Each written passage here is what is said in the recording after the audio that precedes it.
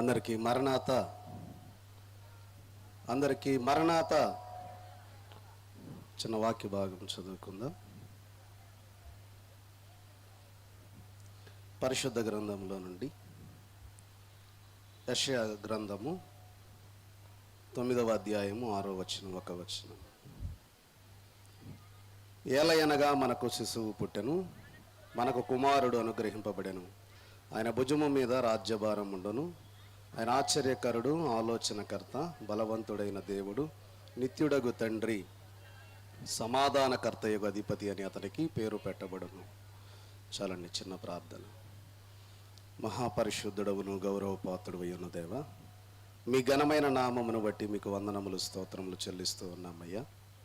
తండ్రి, ఈ యొక్క సాయంకాల సమయము, ఈ యొక్క తండ్రి ప్రశాంత సన్నిధి సభలు ముగింపు దినమున, ముగింపు కూటములు, చివరి 2వ ప్రసంగముగా తండ్రి నాయన మీ ఆత్మ సహాయం చేత మమ్మందరినీ వాడుకొని వినుచున్న నీ విడలకు వినగల చెవిని గ్రహించగల మనసును దయచేయమని, నిలువబెట్టిన నన్ను మరుగు చేసుకుని కొద్ది మాటలు మీరే మాతో మాటలాడమని వాక్కుగా ఈ లోకమునకు వచ్చి వేసిన యేసయ్య అతి పరిశుద్ధ నామములో అడిగి వేడుకొనుచున్నాం మా పరమ తండ్రి, ఆమేన్. అందరికీ మరణాత. మరి ముందుగా నాకు ఇటు అవకాశం ఇచ్చినటువంటి త్రిత్వదేవునికి నా యొక్క వందన మరణాతలు తెలియజేసుకుంటూ ఉన్నాను. అలాగే నన్ను ప్రేమించి మరి ఇటు దూర ప్రాంతమునకు పంపించిన బేతేలు గృహవాసులు, ప్రెసిడెంట్ అయ్య గారు, reverend doctor J Samuel Kiran గారికి నా యొక్క వందన మరణాతలు తెలియజేసుకుంటూ ఉన్నాను. అలాగే సభల కన్వీనర్ అయ్య గారికి నా యొక్క వందన మరణాతలు తెలియజేసుకుంటూ ఉన్నాను. అలాగనే ఇక్కడ ఏకీభవించినటువంటి మరి మిషన్ పెద్దలందరికీ, వచ్చిన యాజక సమూహం అందరికీ నా యొక్క వందన మరణాతలు. అలాగే ఏకీభవించిన మీ అందరికీ మరణాత.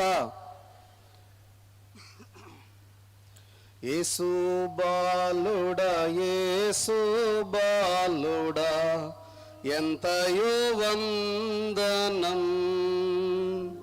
యేసు బాలుడా, యేసు బాలుడా, ఎంతయో వందనం. ఓ బాసోరా దేవా కుమారా, భక్తి వందనం. ఓ బాసోరా దేవా కుమారా, భక్తి వందనం. క్రీస్తు ప్రభు యొక్క కృపయు సమాధానమును చేరి వచ్చిన మన ఎల్లరకు ఈ యొక్క ధ్యాన క్రిస్మస్ ద్వారా ప్రభు మన ఎల్లరకు దయచేసి దీవించి ఆయన మహిమ రాకడకు ఆయత్తపరచును గాక. ఆమేన్. అందరికీ మరణాత. ప్రియమైన వారలారా, చదవబడినటువంటి లేఖన భాగంలో నుండి కొన్ని మాటలను మనము తెలుసుకొని పోయే ముందుగా మనం గమనించినట్లయితే, మరి నిన్నటి దాకా రాకడ పండగ అని ప్రియమైన వారలారా రాకడను గూర్చినటువంటి అనేక సంగతులను మనము ధ్యానం చేసుకున్నాం. నేటి దినాన మరి క్రిస్మస్ను గూర్చినటువంటి మరి కొన్ని మాటలను మనం ధ్యానం చేసుకుంటూ ఉన్నాం. ఎందుకంటే దైవజనులు అన్నారు నవంబర్ మాసమునకు మరి రాకడ మాసము అని, అలాగే డిసెంబర్ మాసమునకు ప్రియమైన వారలారా ఏ మాసం, ఆనంద మాసం అని మరి పేరు పెట్టి ఉన్నారు గనక మరి రేప్చర్ రాకడను గూర్చినటువంటి మాసంలో కొన్ని సంగతులు ధ్యానించుకున్నాము. కాబట్టి ఇక రాకడ ఇంతటితో అయిపోయినట్టే అంటారా? ప్రియమైన వారలారా దైవజనులు అన్నారు మరి బైబిల్ మిషన్ వారికి ఎప్పుడునూ క్రిస్మస్సే అన్నారు. అలాగనే ప్రతిదినము రాకడ ప్రార్థన, రాకడ తలంపు, రాకడ ధ్యానము లేకపోతే రాకడలో ఎత్తబడలేరబ్బాయి అన్నారు. కాబట్టి ప్రియమైన వారలారా మనం గమనించినట్లయితే మరి దైవజనులు అన్నారు యేసుక్రీస్తు వారి యొక్క మొదటి రాకడను జ్ఞాపకం చేసుకోకపోతే రెండవ రాకడను కూర్చున్నటువంటి సంగతులు నీకు ఎలా అర్థం అవుతాయన్నారు. యేసుక్రీస్తు ప్రభువారి యొక్క మొదటి రాకడను కూర్చున్నటువంటి సంగతులే మనకు సరిగా అర్థము కాకపోతే నీవు రెండవ రాకడ ఎలాగా మరి వెళ్ళగలవు అనేటటువంటి మరి కొన్ని మాటలు దైవజనులు తెలియజేస్తున్నట్లుగా మనము చూస్తూ ఉన్నాం.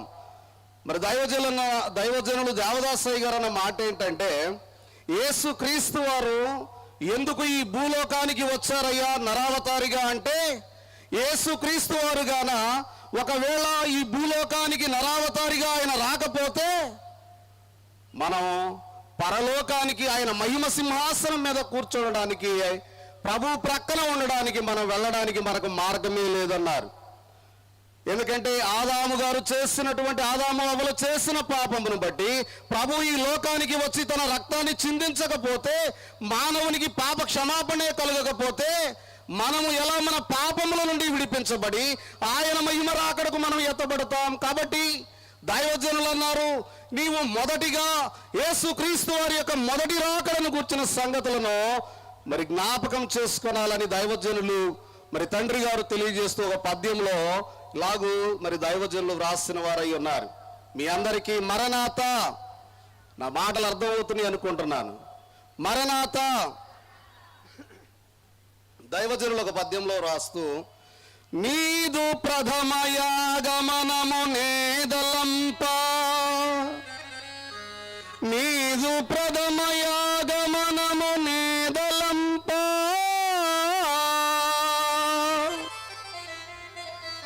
నెప్పుడు రెండవ రాకడలో నెత్తబడుదు, నెప్పుడు 1000 ఏళ్ళు పరిపాలనమును చేయ, నెప్పుడు 1000 ఏళ్ళు పరిపాలనమును చేయ, ననడి తలపులు బుట్టెనా మనమునందు,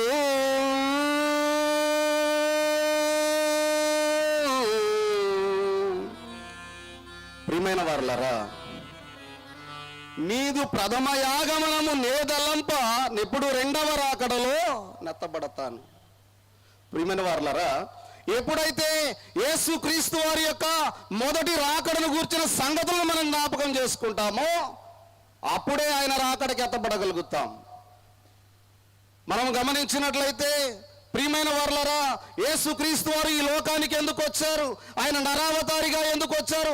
కన్యమరే గర్భములో ఆయన ఉండి 9 నెలలు ప్రియమైన వారలారా మరి తల్లి గర్భంలో ఉండడము, దైవజనులు అన్నారు ఒక మాట ఏమనంటే, యేసుక్రీస్తు వారికి నిజమైనటువంటి శ్రమ, భయంకరమైనటువంటి శ్రమ ఏదయ్యా అంటే అది శిలువ పైన ఆయన మరి శిలువ మరణానికి అప్పగించబడినటువంటి శ్రమ కాదు, కానీ మహాకాశమును పట్టజాలన్నటువంటి దేవుడు ఆయన మహిమ సింహాసనము వదిలిపెట్టి, ఆయనకు కలిగిన మహిమనంతా విడిచిపెట్టి ఈ భూలోకానికి నరావతారిగా పాపుల మధ్యలోనికి రావడమే ఆయనకు ఒక గొప్ప మహాశ్రమ అయి ఉంటుంది అని దైవజనులు మన తండ్రి గారు తెలియజేసిన వారు అయి ఉంటూ ఉన్నారు.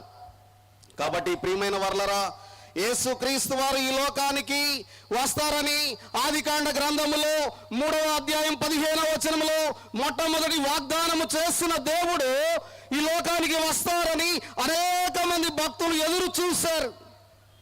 ఈ రాక కొరకు ఎదురు చూస్తున్నటువంటి వారిని ప్రియమైన వారలారా మరి అనేక మంది భక్తులు, ప్రవక్తలు ప్రభువుని గూర్చి తెలియజేశారు. ఆయన లక్షణాలు తెలియజేశారు.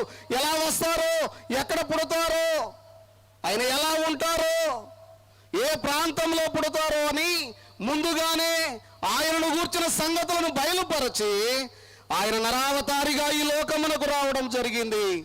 ప్రియమైన వారలారా, మనము గమనించినట్లయితే మరి తండ్రి గారు అన్నట్లుగా ఆయన యొక్క మొదటి రాకడ సంగతులను మనము జ్ఞాపకం చేసుకుంటే తప్ప మనము మరి నిన్నటిదాకా చెప్పుకున్నటువంటి రాకడను గూర్చినటువంటి సంగతులలో మనం ఎత్తబడలేం.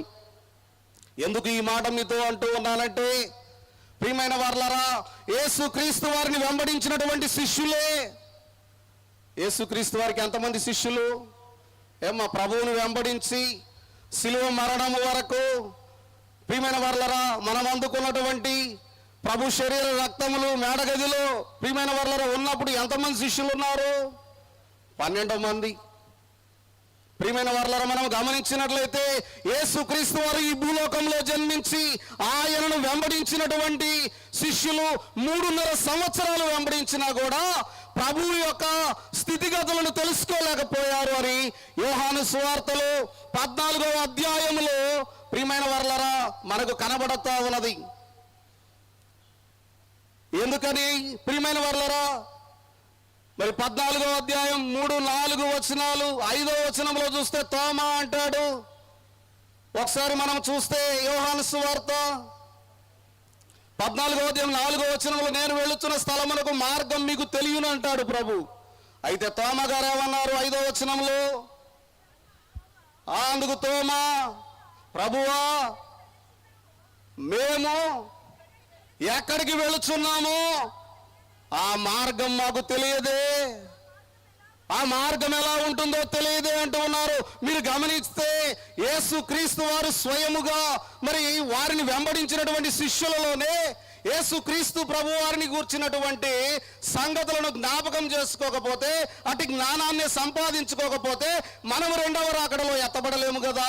అదే దైవజనులు అంటూ ఉన్నారు, నీదు ప్రథమ యాగమనము నేదలంప, నీ యొక్క మొదటి రాకడను గూర్చినటువంటి సంగతులను నేను జ్ఞాపకం చేసుకోవాలయ్యా అని తెలియజేస్తూ ఉన్నారు. కాబట్టి మనము ఈ యొక్క మొదటి రాకడలో ఆయన యొక్క లక్షణములను, ఆయనను గూర్చినటువంటి సంగతులను మనం జ్ఞాపకం చేసుకోకపోతే, ప్రియమైన వర్లరా, అంతలోనే ఫిలిప్ వచ్చి అంటాడు, దేవా మరి ఇదిగో, ఒకసారి 6వ వచనం చూద్దాం. 14వ అధ్యాయం 6వ వచనంలో మనం చూస్తే, యేసు మార్గమును సత్యమును జీవమును, మరి నేనే మార్గము సత్యము జీవము, నా ద్వారా తప్ప ఎవడును తండ్రి యొద్దకు రాలేరు అనగానే వెంటనే ఫిలిప్ గారికి ఒక మరలా అనుమానం వచ్చింది. దేవా ప్రభువా, నీ తండ్రి ఎలా ఉంటాడో చూపించు, మాకు అంతే చాలు అంటారు. మీరు గమనిస్తూ ఉన్నారా ప్రియమైన వర్లరా? యేసు క్రీస్తుని మొదటి రాకడలో నరావతారిగా ప్రభువుని వెంబడించినటువంటి శిష్యులే ఆయనను గుర్తించలేకపోతే మరి మన యొక్క జ్ఞానం పరిస్థితి ఏంటి? అందుకే మీరు జ్ఞానము కలిగి ఉండాలని కొరింథీయులకు రాసిన పత్రికలో పౌలు గారు సెలవిస్తారు. మీకు జ్ఞానము తక్కువగా ఉంది, మీరు జ్ఞానము కలిగి ఉండాలి. కాబట్టి మనము కూడా అటు జ్ఞానము కలిగి ఉండకపోతే, ప్రభువు యొక్క మొదటి రాకడ సంగతినే జ్ఞాపకం చేసుకోకపోతే, ప్రియమైన వర్లరా, ఎదురు చూస్తూ ఉన్న ర్యాప్చర్గా మనం ఎత్తబడలేం. కాబట్టి మనము గమనించినట్లయితే ఈ రీతిగా మరి మనము ప్రభువు వెంబడించినటువంటి శిష్యులు ఫిలిప్ గారు అన్న మాటలను బట్టి చూస్తే మరి అంతసేపు ప్రభువును వెంబడించారు, ఆయనతోనే ఉన్నారు. మీరు గమనించండి, ఏదైనా ఒక బిడ్డ నిలబడి ఉన్నప్పుడు, తన తండ్రి పక్కనే ఉన్నప్పుడు వేరొక వ్యక్తి వచ్చి అయ్యా నీ యొక్క తండ్రి ఎవరు అని అడిగితే, ఆ కుమారుడు ఒకవేళ నా తండ్రా అని చెప్పి అటు ఇటు దిక్కులు చూస్తూ ఉంటే, పక్కనే ఉన్న తండ్రి ఏమంటాడు? ఏమంటాడు? ఎలా ముప్పోట తింటా ఉన్నావు, నేను పక్కనే ఉన్నాను, నన్ను చూస్తానే ఉన్నావు, కానీ తండ్రి ఎవరో గమనించలేకపోతా ఉన్నావు అంటారా? అనరా? అనరా? మీరు మీ అందరికీ మరణాత మరణాత మరణాత. కాబట్టి ప్రియమైన వర్లరా, మనము గమనించినట్లయితే మరి యేసు క్రీస్తు ప్రభు వారి యొక్క ప్రియమైన వర్లరా, వారు ఎలా ఈ భూమి మీదకు రానయ్యున్నారో, వచ్చి ఆయనకున్నటువంటి లక్షణాలు ఏంటో మనము ధ్యానిస్తూ ఉన్నాము నేటి దినమున. నా యొక్క అంశం ఏమిటంటే, యేసు క్రీస్తు వారు బాలుడా బలవంతుడా? ఏంటంట యేసు క్రీస్తు వారు? చెప్పండి ఏంటి? మీ అందరు ఇక్కడే ఉన్నారా? మీ అందరికీ మరణాత, బాలుడా బలవంతుడా? యేసుక్రీస్తు వారు బాలుడా బలవంతుడా అని మనం గమనించినట్లయితే చదవబడినటువంటి వాక్య భాగంలో ప్రియమైన వర్లారా 8 అంశములు మనకు కనబడతా ఉన్నాయి. ఏంటయ్యా అంటే, అక్కడ వ్రాయబడినటువంటి మాటలు మనము చూస్తే, మనకు శిశువు పుట్టెను అని యెషయా గ్రంథము 9వ అధ్యాయం 6వ వచనంలో మనము చూస్తే మనకు అక్కడ కనబడుతూ ఉన్నటువంటి మాట, ఏలయనగా మనకు శిశువు పుట్టెను. దైవజనులకు పాటలో రాస్తూ, మన నిమిత్తమైన శిశువు మహిని పుట్టెను అనేది ప్రియమైన వర్లరా తండ్రి గారు సరే నిమిత్తమైన శిశువు మహిని పుట్టెను, చనువుగా దరిజేర శిశువు స్వామి ఆయను, తనవు రక్షణను గణింప వెనుకదీయగు, వినయభూషణులకు వేల వచ్చెను, వినయభూషణులకు వేల వచ్చెను. ప్రియమైన వారలారా, మనం గమనించినట్లయితే మన నిమిత్తమైన శిశువు మహిని పుట్టెను, చనువుగా దరిజేర శిశువు స్వామి ఆయను అని తండ్రి గారు వ్రాసారు. కాబట్టి ప్రియమైన వారలారా, మన నిమిత్తము ఆయన ఈ లోకానికి శిశువుగా, నరావతారిగా, పసిబాలకుడిగా ఈ లోకానికి వచ్చి ఉన్నారు. ప్రియమైన వారలారా, అలాగే శిశువు అంటే చిన్నవాడు. ప్రియమైన వారలారా, అలాగే దేవుడు అంటే పెద్దవాడు. దైవజనులు అన్నారు, మరి ఆనందకరమైనది మన బ్రతుకెంతో అనే పాటలో స్వామియే మనకు శాశ్వతమైన దీపం అని తెలియజేశారు. ఏంటంట? స్వామియే మనకు శాశ్వతమైన దీపంబు. ప్రియమైన వారలారా, ఈ యొక్క క్రిస్మస్ కాలంలో మనము ఆయన శిశువుగా ఆరాధిస్తా ఉన్నాం. రేపు లెంట్ కాలంలోనికి వెళితే, యేసుక్రీస్తు వారి యొక్క శిలువ ధ్యానంలోనికి వెళితే ఆయన మనం ఎలా చూస్తాం? ఏమండి, ఆయన స్వామిగా మనము ఆరాధించే వారముగా ఉంటూ ఉన్నాం. కాబట్టి ప్రియమైన వారలారా, లోకములో మనము చూస్తే మరి దైవజనులు అన్నట్లు స్వామియే మనకు శాశ్వతమైన దీపంబు. ఈ లోకంలో అనేక దీపములు ఉండవచ్చు, కానీ ప్రియమైన వారలారా, శాశ్వతమైన దీపం ఎవరంటే యేసుక్రీస్తు ప్రభువారే అని మనము మరి తెలుసుకుంటూ ఉన్నాం. కాబట్టి ఆయనను చేరేవారు కూడా దీపముగా ఉండాలి అనేది ప్రియమైన వారలారా మరి ప్రభువు వారు తెలియజేస్తూ ఉన్నారు. కాబట్టి మరి ప్రభువు సర్వమానవాళికి అందరికీ ఒక ఆహ్వానం ఇచ్చేశాడు. యేసుక్రీస్తు వారు ఈ లోకానికి సర్వమానవాళికి ఒక ఆహ్వానం ఇచ్చాడు. ఏంటయ్యా అంటే మత్తయి సువార్త 11వ అధ్యాయం 28వ వచనంలో మనం చూస్తే, ప్రయాసపడి భారం మోయిచున్న వారలారా, సమస్త జనులారా, నా యొద్దకు రండి, నేను మీకు ఆ విశ్రాంతిని కలుగజేస్తాను. దైవజనులు అన్నారు, ప్రియమైన వారలారా, ఈ ప్రయాసపడి భారం మోయిచున్న వారలారా అని ప్రభు వేస్తా ఉన్నాడే, ఇది తొలికేక అబ్బాయి అన్నారు. ఏంటంట? ఇది తొలికేక. ప్రియమైన వారలారా, ఇప్పుడు విందు సిద్ధమైంది అని మరి మరొక కేక వేశారు. ఇప్పుడు విందు సిద్ధముగా ఉన్నది, రండి అని ప్రభు వారు అన్నటువంటి మాట ఇది మలికేక అబ్బాయి అన్నారు. ఎన్నో కేక? ఇదే కేక, మలికేక. కాబట్టి ప్రియమైన వారలారా, దైవజనులు అన్నారు, తొలికేక అందరికీ ఉంది. ఏంటంట? తొలికేక అందరికీ ఉంది. రక్షణ అందరికీ అనుగ్రహింపబడింది, కానీ రేపు రేప్చర్లో ఎత్తబడే మలికేక మాత్రం సిద్ధపడిన వారికే వినపడుద్ది అన్నారు. అందుకే దైవజనులు 2 రాకడలు అని ఒక పద్యంలో కూడా, మరి ఆ యొక్క ప్రసంగంలో కూడా దైవజనులు అంటారు, పశువుల తొట్టిలో పండిన బాలుడే ఎక్కడి నుండి వస్తాడంట? ఆయన మహిమ, లోక మహిమ వేగం మీద నుండి వస్తారని దైవజనులు వ్రాశారు. కాబట్టి మనము చూస్తే ప్రియమైన వారలారా, తొలికేక అందరికీ ఉంది, కానీ మలికేక మాత్రము కొందరికే ఉంది అని తెలియజేస్తూ ఉన్నారు.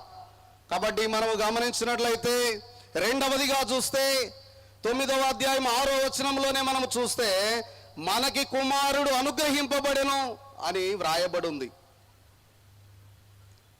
మనకు కుమారుడు అనుగ్రహింపబడెను. దైవజనులు అన్నారు, అబ్బాయి నిజానికి ఈ యొక్క కుమారుడు మరియమ్మకు కుమారుడు, కానీ మనం అంగీకరిస్తే మనందరికీ కుమారుడు అన్నారు. ఏంటంట? నిజానికి ఈ కుమారుడు మరియమ్మ కుమారుడు, కానీ మనం అంగీకరిస్తే మనందరికీ కుమారుడు అవుతాడు అన్నాడు. మీరు గమనిస్తే మత్తయి సువార్త 1వ అధ్యాయం 1వ వచనంలో మనము చూస్తే, ప్రియమైన వారలారా, అక్కడ వ్రాయబడిన మాట ఏమిటంటే, అబ్రహాము కుమారుడుకు దావీదు కుమారుడైన యేసుక్రీస్తు వంశావళి అన్నారు. అబ్రహాము కుమారుడు ఎలా అయ్యాడు? దావీదు. ప్రియమైన వారలారా, దావీదు కుమారుడు ఎలా అయ్యాడు? మనం గమనిస్తే తన తండ్రి, పెంచిన తండ్రి యోసేపు గారు ఒకవేళ అయితే తాతయ్య ఉండాలి లేదా మనవడై ఉండాలి, కానీ ప్రియమైన వారలారా, మరి వారందరికీ కూడా యేసుక్రీస్తు ప్రభు వారు మరి ఎలా ఉన్నారు అంటే కుమారుడిగా. కాబట్టి ప్రియమైన వారలారా, మరి దావీదు అబ్రహాము గారుల కుమారుడు అని మనకు తెలియజేస్తూ ఉన్నారు. కాబట్టి మనం గమనించినట్లయితే మనకు కుమారుడు అనుగ్రహింపబడును అంటే, ఈ యొక్క కుమారుడు ఎవరయ్యా అంటే ఉన్నతమైన కుమారుడు అన్నారు తండ్రి గారు. ఎలాంటి కుమారుడు అంట? ఉన్నతమైన కుమారుడు గాని కాని పని చేస్తే ప్రియమైన వారలరా కుమారుడికి కోపం వచ్చును అన్నారు. ఆయనను ఎందరు అంగీకరిస్తారో ప్రియమైన వారలరా వారందరికీ ఆయన రక్షణ అనుగ్రహింపజేస్తాడు. ఆయనలోనికి ఎందరు వస్తారో వారందరికీ ఆయన రక్షణ అనుగ్రహింపజేస్తా ఉన్నారు.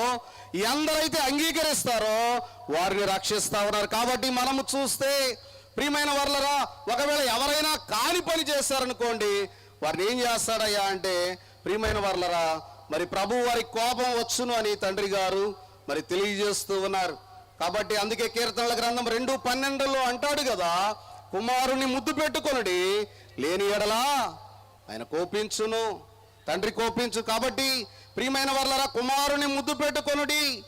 కాబట్టి మనము ఆయన ముద్దు పెట్టుకొనవలసిన వారమై ఉంటూ ఉన్నాం. తండ్రి గారు అన్నారు, దేవదాసయ్య గారు ఈ మాటల గురించి చెప్తూ అన్న మాట ఏంటంటే, మనం చేసే సత్కార్యములే దేవునికి ఒక ముద్దబ్బాయి అన్నారంట. ఇవన్నీ నేను ప్రియమైన వారలారా వాస్తవంగా నేను సేవలోకి వచ్చి 4 సంవత్సరాలే, నా వ్యక్తిగత జీవితం కూడా ప్రభువుని గురించి అంత ఎరిగింది కాదు. కానీ ఇవన్నీ మన ప్రెసిడెంట్ అయ్య గారు ఏర్పాటు చేసిన క్లాసుల్లో నేను నేర్చుకున్న సంగతులే మీకు బోధిస్తున్నా, కానీ ఏవి నా సొంత మాటలు కాదు అని మీకు ప్రేమతో మనవి చేస్తూ ఉన్నాను. మీ అందరికీ మరణాత. ప్రియమైన వారలారా మనం గమనిస్తే మనం చేసే సత్కార్యములే దేవునికి ఒక ముద్దబ్బాయి అన్నారంట. కాబట్టి మనం చేసేటటువంటి మంచి కార్యములు మరి దేవునికి ముద్దుగా ఉండాలి, కానీ ప్రియమైన వారలారా ఆటంకపరిచేదిగా ఉండొద్దు. ఒకవేళ అలాగూ చూస్తే మోషేను నా ఇల్లంతటిలో నమ్మకమైన వాడు అన్నాడు, దావీదు గారు నా హృదయానుసారుడు అన్నాడు ప్రభువు. ప్రియమైన వారలారా మరి సంఖ్యాకాండం 20వ అధ్యాయంలో చూస్తే మరి ప్రభువు చెప్పకపోయినా బండను కొట్టాడు. దానిని బట్టి ప్రభు ఊరుకున్నాడా? దైవజనులు అన్నారు, మోషేనన్నాడంట, మోషే కనాను నువ్వు కంటితో చూస్తావు కానీ నువ్వు కాలు పెట్టలేవన్నారంట. ప్రియమైన వారలారా దావీదు గారి విషయంలో కూడా 2వ సమూయేలు గ్రంథంలో తెలియజేస్తున్నటువంటి మాట, ప్రియమైన వారలారా ఆయన చేసినటువంటి పాపాన్ని బట్టి ఆయన హృదయానుసారుడైన ఆయన ఊరుకోలేదు. పాపము చేస్తే ప్రియమైన వారలారా తగిన శిక్ష విధిస్తాడు అన్న సంగతిని మనం జ్ఞాపకం చేసుకునవలసిన వారమై ఉన్నాం. ప్రియమైన వారలారా నాతాను వచ్చి దావీదు గారికి కథ చెప్తే కథలో ఉన్నటువంటి తప్పును వెంటనే గ్రహించాడు, కానీ తన వ్యక్తిగత జీవితంలో ఉన్నటువంటి తప్పును ఆయన గ్రహించలేకపోయాడు. కాబట్టి మనం గమనించినట్లయితే ప్రియమైన వారలారా మనలో ఉన్నటువంటి తప్పులు మనం తెలుసుకోలేము, కానీ ఎదుటి వారి యొక్క తప్పులను తెలుసుకునే యొక్క స్థితిలోనికి వెళ్ళొద్దు. మనలను మనం సరి చేసుకొని వెళ్ళవలసిన వారమై ఉన్నామని తండ్రి గారు తెలియజేస్తూ ఉన్నారు. మరి ఈ యొక్క తప్పులను గురించి తండ్రి గారు తెలియజేస్తూ మరి ఒక మాట అన్నారంట. ఏంటయ్యా అంటే, ఒక దినాన దైవజనులను ఎలీషాయి గారు మరి ఒక గృహానికి భోజనానికి వెళ్ళారంట. ప్రియమైన వారలారా భోజనానికి వెళ్ళినప్పుడు ప్రియమైన వారలారా వారు భోజనం వడ్డన చేస్తూ ఉన్నారు. ఆ తల్లిగారు భోజనం వడ్డన చేస్తూ ఉండి దైవజనులు దేవదాసయ్య గారి దగ్గరకు వచ్చి, అయ్యా అన్నీ సరిపోయాయా, అన్నీ బాగున్నాయా అని ఆ తల్లిగారు అడిగితే దైవజనులు అన్నారంట, అమ్మ చాలా చక్కగా ఉన్నాయి, చాలా బాగున్నాయి అన్నారంట. ఈ లోపల ఎలీషాయి గారు ఉండి అన్నారంట, ప్రియమైన వారలారా అమ్మ కొంచెం ఉప్పు తగ్గిందమ్మా అన్నారంట. వెంటనే దైవజనులు అన్నారు, ప్రియమైన వారలారా ఎలీషా ఎంత పని చేశావు, ఒక మెట్టు దిగిపోయావు పరలోకంలో అన్నారంట. చూడండి ప్రియమైన వారలారా మనం గమనించినట్లయితే మరి నిన్నటి దినాన మరి సహోదరుడు రవి గారు పద్మక్క గారు వాళ్ళ ఇంటికి వెళ్ళినప్పుడు మరి వారి భోజనాల్లో ఒకవేళ ఏదైనా తగ్గిందని అడిగితే ఏమైపోద్ది? ఒక చిన్న ఉప్పు తగ్గిందని అంటేనే మరి ఒక మెట్టు దిగిపోతే మనం చేసేటటువంటి స్థితిని చూసి పరలోకము చేర్చగలబడదామా లేదా అనే సంగతులను మనం జ్ఞాపకం చేసుకునవలసిన వారమై ఉంటూ ఉన్నాం. ప్రియమైన వారలారా దైవజనులు ఈ మాటలు తెలియజేస్తూ అన్నారు. ప్రియమైన వారలారా మరి కుమారుడిని గూర్చి ప్రభు తెలియజేస్తూ మరి అయ్యగారు అన్నారంట, మీలో ఎంతమందికి ఓన్లీ కుమార్తెలే ఉన్నారు, కుమారులు లేరు? ఒకసారి చెయ్యొద్దండి. ఓన్లీ కుమార్తెలే ఉన్నారు, కుమారులు లేరు. చాలా మంది ఉన్నారు. ప్రియమైన వారలారా మీరు రాసుకోండి, దైవజనులు చెప్పిన మాట ఏంటంటే కుమారులు లేరని కుమిలిపోతున్న వారలారా, మనకి ఒక కుమారుడున్నాడు, మరియ కుమారుడే మన కుమారుడు అన్నారట. దేవునికి మహిమ కలుగును గాక. ఆమేన్. ప్రియమైన వారలారా, కుమారులు లేని కుమిలిపోతున్న వారలారా, మనకు ఒక కుమారుడు ఉన్నాడు, మరియ కుమారుడే మన కుమారుడని తండ్రి గారు తెలియజేస్తూ ఉన్నారు. కుమారుడు అనగా కుచ్చితముల నుండి విడిపించేవాడు అన్నారు తండ్రి గారు. కుచ్చితములు అనగా పాపములు. హిందూ గ్రంథములలో వ్రాయబడిన మాట ఏమిటయ్యా అంటే కుచ్చతః కుమారః అన్నారంట.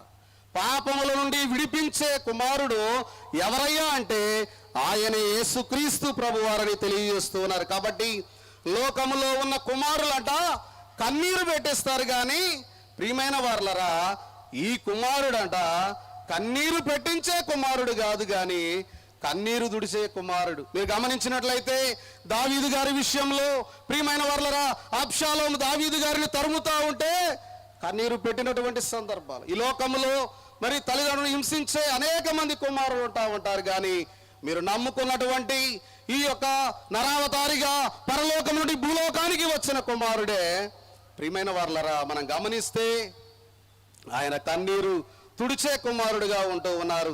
ఎవరయ్యా ఈ కుమారుడు? ప్రియమైన వారలారా, మనం గమనిస్తే దైవజనులు ఒక పద్యంలో వ్రాస్తూ, నరులను రక్షింప నరుడై పుట్టిన, నరులను రక్షింప నరుడై పుట్టిన సత్యావతారి స్వామి ఎవరు?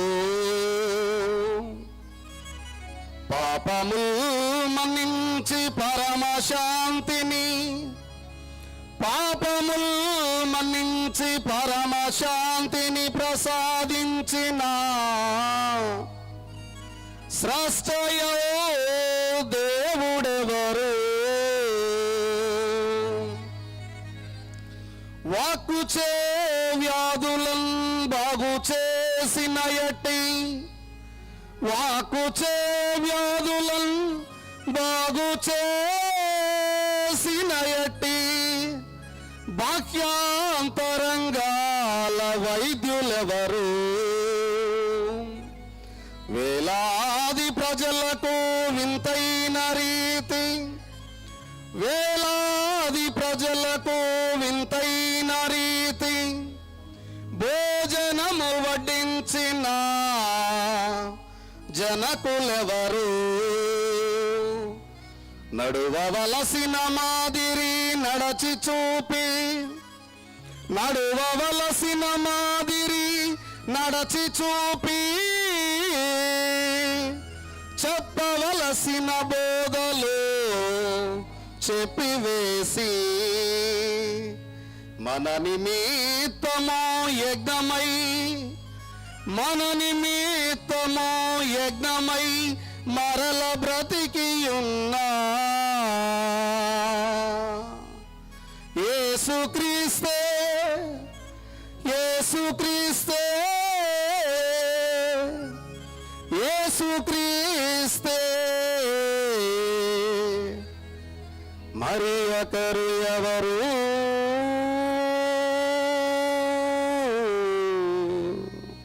ప్రియమైన వారలారా, నరులను రక్షింప నరుడై పుట్టిన సత్యావతారి స్వామి ఎవరు? పాపములు మన్నించి పరమశాంతిని ప్రసాదించిన స్రష్ట అయిన దేవుడెవరు?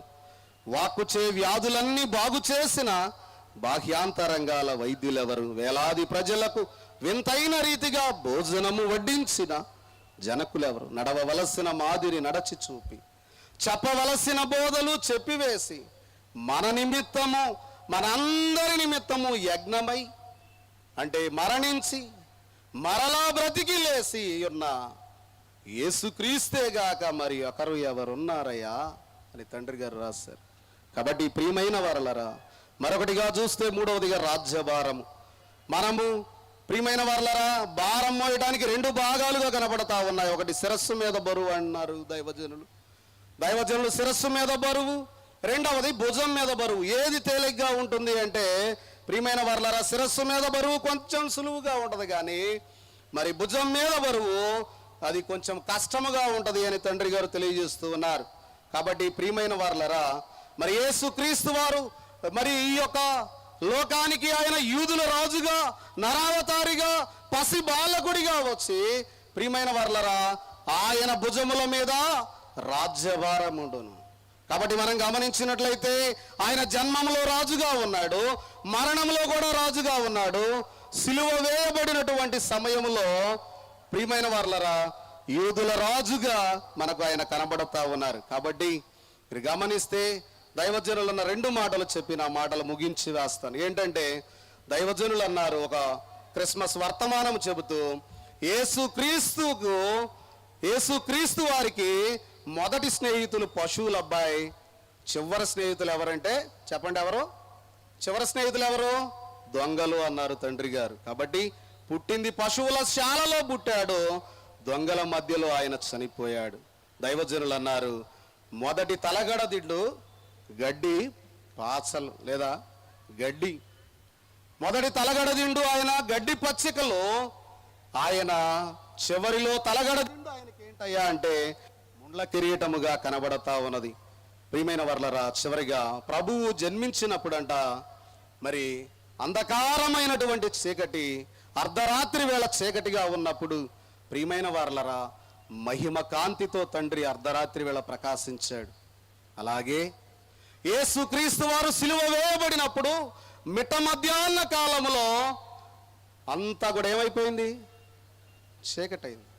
కాబట్టి ఈ మాటలు మనం గమనించినట్లయితే దైవజనులు అన్నట్లు కలులు చీకటి నడుచుచు వెలుగు చూచిరి, పలు విధములైన ఎట్టి పాప చీకటులు తొలగజేసి శుద్ధకాంతి కలుగజేయుమ వెలుగుగా దేవుడు వెలసదాత్రిలో అన్నారు. కాబట్టి ప్రియమైన వర్లరా ఆయన మొదటి రాకడ సంగతులను మనం గమనించుకోకపోతే నిన్నటి దాకా చెప్పుకున్న 2వ రాకడలో మనం ఏం చేయలేం?